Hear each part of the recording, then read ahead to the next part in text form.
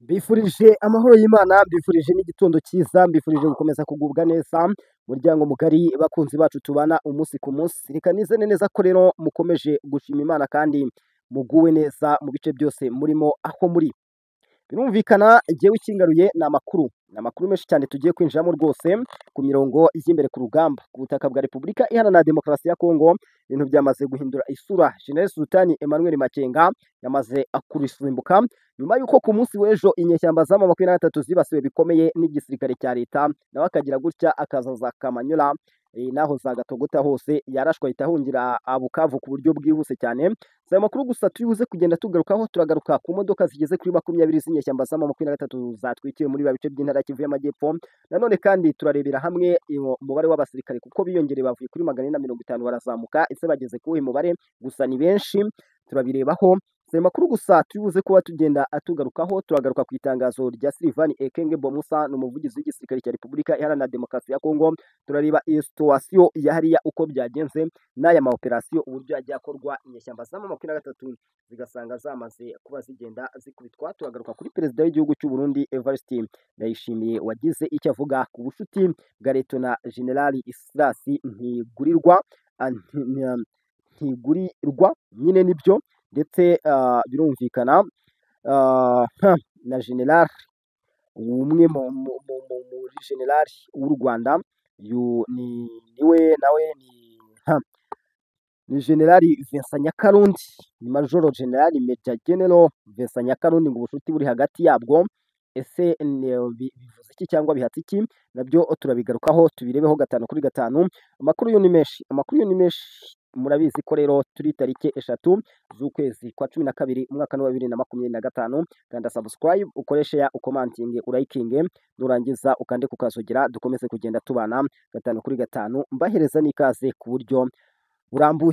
Iki ngiki rero nicyo cyagaragaye ku mirongo y'imbere ku rugamba. Umugabo witwa General Sultani Emmanuel Makenga yasimbutse urupfu ni nyuma y'uko ku munsi w'ejo inyeshyamba za M23 ziriwe zateguye ibitero bikomeye cyane byo kuvuga ko zigomba gufungura inzira cyangwa umuryango winjira muri Bukavu, aho bagabye ibitero mu mijyi myinshi itandukanye, ariko iyo mijyi yose ikaza kurangira bakubitiwemo ndetse batakaje abasirikare benshi cyane. Umugabo witwa General Sultani Emmanuel Makenga rero nawe yari yamanutse hariya ku rugamba, ariko ingabo za Repubulika Iharanira Demokarasi ya Kongo zikibimenya zabombarize ibisasu byinshi cyane, biza gutuma acikishwa n'abasirikare be bamugarura mu mujyi wa Bukavu ahari hatari kubera imirwano.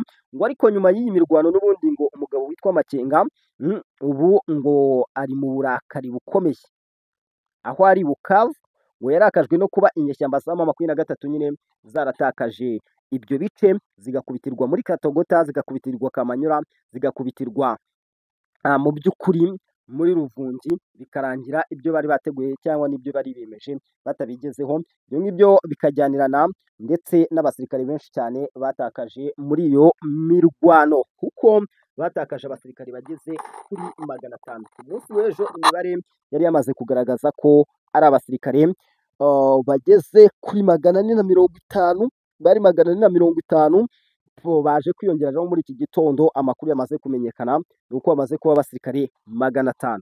Abo basirikare ni benshi cyane dia friend, kuko n'ibinyamakuru byinshi cyane byagiye bibigaruka bavuga bati ibi bintu ntabwo bisanzwe. Ariko wibuke ko igisirikare cya Repubulika Iharanira Demokarasi ya Kongo gikoresha indege mu kurasa nyine ku nyeshyamba za M23.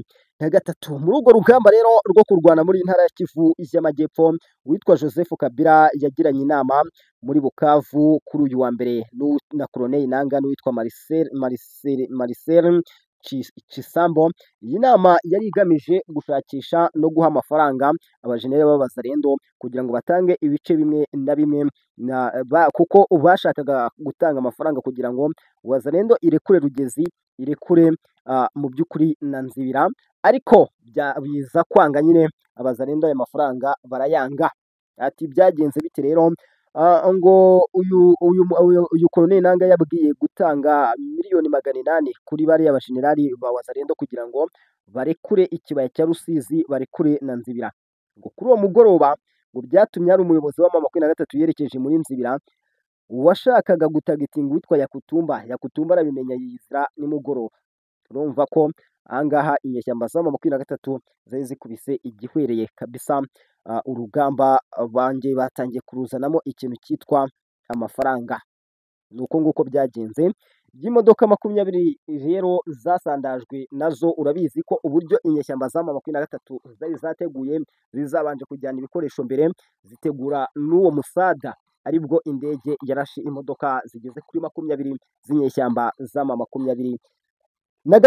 Mu by'ukuri ntabwo ibintu biba byoroshye n'ubundi, ariko tukiri hano mu ntara ya Kivu y'Amajyepfo, FARDC yamaganye ibitero by'inyeshyamba za AFC M23 ngo zishyigikiwe, ni ibitero bagabye ku birindiro bya FARDC nyine, ku birindiro byabo hano muri Kaziba, Katogota, hano za Rwereki, hano za Kamanyura, hano za Nyangezi, hose guhera hariya, ariko byaje kurangira n'iyo za Ruvungi, ibyo bice byose n'ubundi inyeshyamba za M23 zibashe kwirukanwamo ku by'ibitero bikomeye cyane byo ku butaka no mu kirere. Ejo umucanshuro yari yigize ukundi, yari yabaye ibamba kabisa, nubwo abantu batagiye babimenya.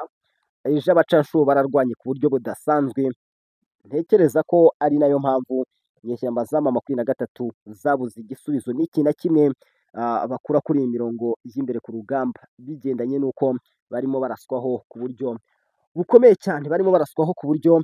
cyane, rero ngayo nguko uko ibintu byagiye bigenda, uburyo intambara yagiye igenda. Ntabwo byoroshye rero, ntabwo byoroshye ku butaka bwa Repubulika Iharanira Demokarasi ya Kongo, ntabwo byoroshye. Urumva urugamba uko rwakomeje kugenda ruzenguruka inyeshyamba za M23 zagiye zihomba abasirikare benshi cyane.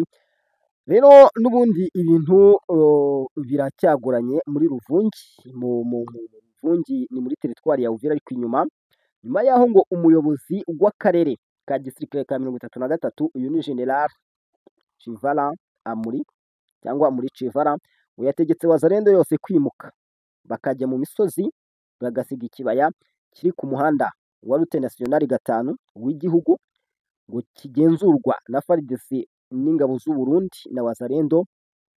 Ngo rero ngo Wazalendo yo iri kubyanga, inabyamagana, ikahita ishinza uyu Amuri Chivala ubugambanyi no gushaka kwemerera M23 gufata muri icyo kibaya cyangwa gufata ako gace kazabafasha gufungura mu by'ukuri kwinjira hariya muri Uvira. Hagati aho ibintu byatuje nyuma y'imirwano ikomeye, mu gihe imijyi yose ikomeje kugenzurwa n'ingabo za Repubulika Iharanira Demokarasi ya Kongo, ari Katogota, ari Kamanyura, ari Ruvungi, ari Rugezi n'ibindi bice byinshi byabereyemo iyo mirwano ikomeye cyane ku munsi w'ejo. Ibi ngibi ntekereza ko ari nabyo byarakaje General Sultani Emmanuel Makenga, nubwo nawe yagerageje gukandiraho bikanga.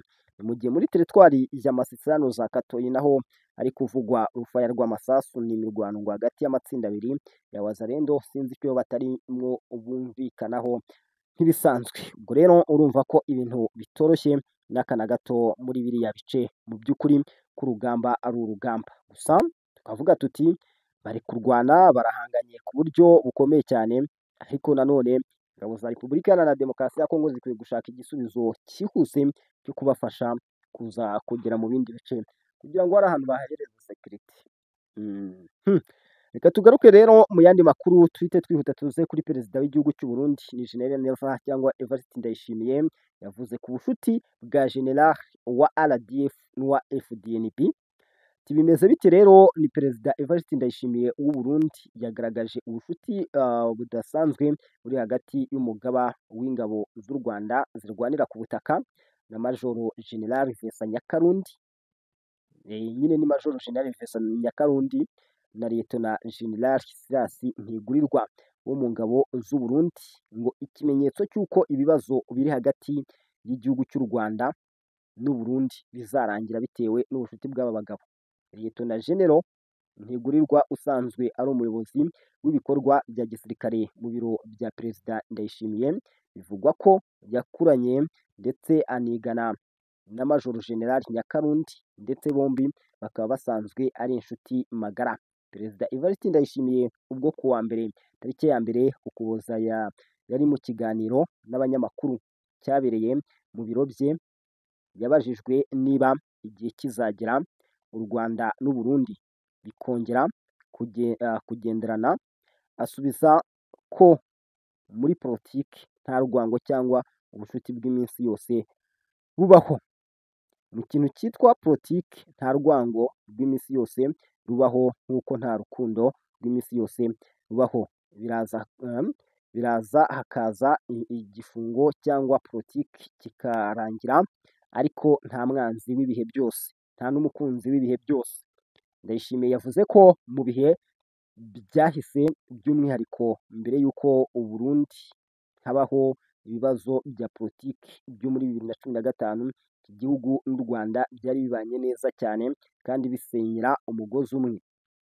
Ati burya umuntu yareba urukundo rwari hagati y'u Rwanda n'u Burundi muri 2015, rwari urukundo rurenze, kuko njyewe ndibuka umukuru w'igihugu Pierre Nkurunziza azamuka i Ngozi, ugahita ubona umukuru w'igihugu cy'u Rwanda nawe ahise aza bagahurira hariya.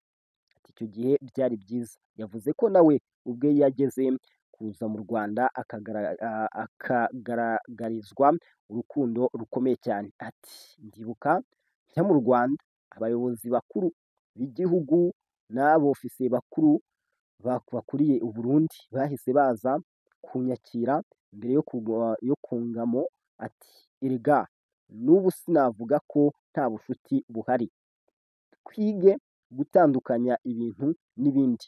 Erega igihugu ni igihugu, abantu ni abantu. Burya rero niba hariho ibintu byo gutandukanya, ni ugutandukanya iby'igihugu n'abantu. Hari abantu muhura uyu munsi mukizerana, none se ko tuziranye, niyo mpamvu mfite icyizere ko ubucuti buzagaruka neza.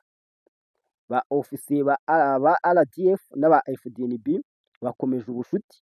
Perezida Evariste Ndayishimiye yavuze ko nubwo u Rwanda n'u Burundi bigiye kumara hafi umwaka wose bidacana uwaka, bamwe muri abo bofisiye bakuru b'ibihugu byombi bakomeje kugenderana hagati yabo. Atanga urugero rwa Majoro General Nyakarundi na Liyetona General Ntigurirwa. Ati nk'uyu munsi njyewe ndabizi ko abofisiye bo mu Rwanda bahora bavugana n'abofisiye b'iwacu, none nka General Nyakarundi wamutandukanya gute na General Silas kandi barakuranye, yemwe bakanigana? Abo baba baganira bakavugana bati niko sha ibi murimo kudukorera n'ibiki? Undi nawe akamubaza gutyo. Hari abahita rero bavuga ngo ibyo ni mu birekere abashefu. Nanjye nkabaza umushefu nti none se shefu, ko bavuze ngo abashefu tubirangize tubigenze gute? Ndayishimiye yavuze ko afite icyizere cy'uko ibibazo biri hagati ya Kigali na Gitega umunsi umwe bizagera ku iherezo. Ati kuba tuvugana nta musemuzi dukeneye hagati y'u Rwanda n'u Burundi, rero umunsi umwe muzabona birangiye. Muri Mutarama umwaka ushize nibwo umubano w'u Rwanda n'u Burundi wongeye kuzamba, ndetse iki gihugu gifunga imipaka nyuma yo gushinja u Rwanda gukorana n'umutwe wa Red Tabara kivuga ko urwanya ubutegetsi bwarwo. U Rwanda rwavuze ko nta mutwe n'umwe urwanya ubutegetsi bw'u Burundi bukorana nawo. U Burundi bwarahiye ko butazigera na rimwe bufungura imipaka ngo keretse buhawe abagerageje guhirika ubutegetsi bwa Nkurunziza bavuga ko baba i Kigali. Aha ngaha niho bigera rero ukahita usanga ikibazo kibaye ikibazo. Ayo nguko ibyo perezida w'u Burundi Evariste Ndayishimiye mu by'ukuri yagarutseho, harimo amagambo akomeye rwose. Umuntu yavuga ati kubera iki undi yagarutse kuri icyo kiganiro, ni ubuhe butumwa yashakaga gutanga? Gusa birumvikana Ndayishimiye Evariste niko asanzwe yivugira, ubona ibintu atabyitayeho yewe atanabihaye n'umwanya, ariko akaba ashaka kuvuga nyine ikintu gikomeye cyane. Ubwo rero tugomba gutegereza natwe tukareba hagati aho ni iki gihari. Muri Repubulika Iharanira Demokarasi ya Kongo, Minisitiri n'umugaba w'ingabo z'Ububiligi baragenzwa n'iki Kinshasa? Hariya ntabwo wapfa kwita kuri byinshi. Ntabwo wapfa kwita kuri byinshi. Ububiligi na Kongo bibanye neza wa muntu.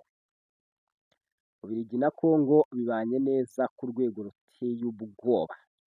Gusa nanone reka turebe Ndayishimiye wongeye rwose kwikoma Perezida Kagame. Ni Perezida Evariste Ndayishimiye w'u Burundi yongeye kwikoma mugenzi we Paul Kagame w'u Rwanda, amushinja kwinjiza impunzi z'Abarundi ziba mu Rwanda mu gisirikare mbere yo koherezwa kurwana. Umutwe wa AFC M23 yavuze ko ufite icyicaro gikuru cy'ingabo i Kigali. Inga turebe Ndayishimiye wongeye gusohora ibi birego kuri Perezida Kagame ubwo yari mu kiganiro n'ubundi n'abanyamakuru cyabereye mu biro bye kuri uyu wa mbere tariki ya mbere Ukuboza 2025. Mu kiganiro rero umwe mu banyamakuru yamubajije ikibazo ku bijyanye n'impaka zihuza u Rwanda n'u Burundi. Amaze igihe yarafunze avuga ko igisubizo cyacyo gifitwe n'u Rwanda, avuga ko rucumbikiye abashaka guhungabanya umutekano w'igihugu cye. Yavuze ko hari abaturage b'u Rwanda bamaze igihe kinini bamwandikira bamusaba gufungura imipaka ngo bajye guhahira mu Burundi, we akabasubiza ko basaba Perezida Kagame gushyira mu bikorwa ibyo u Burundi buhora bumusaba by'uko yabushyikiriza inkozi z'ibibi zashatse guhirika ubutegetsi bwa Pierre Nkurunziza muri 2015. Ati iyo banyandikiye ndabasubiza nti none ubutegetsi bwanyu ntimwabubwira bukazana icyizere cy'uko nta mugambanyi wo kugirira nabi u Burundi ugihari, bakazana bariya bantu bakabaduha, none barimo bakoresha iki? None urwo rubyiruko bakuye i Mahama bakajya kurwigisha igisirikare bakarujyana muri M23. Eta Majoro General, icyicaro gikuru cya gisirikare iri harya i Kigali, barazwi. None Kagame arimo abakoresha iki? Kubera iki atabaduha?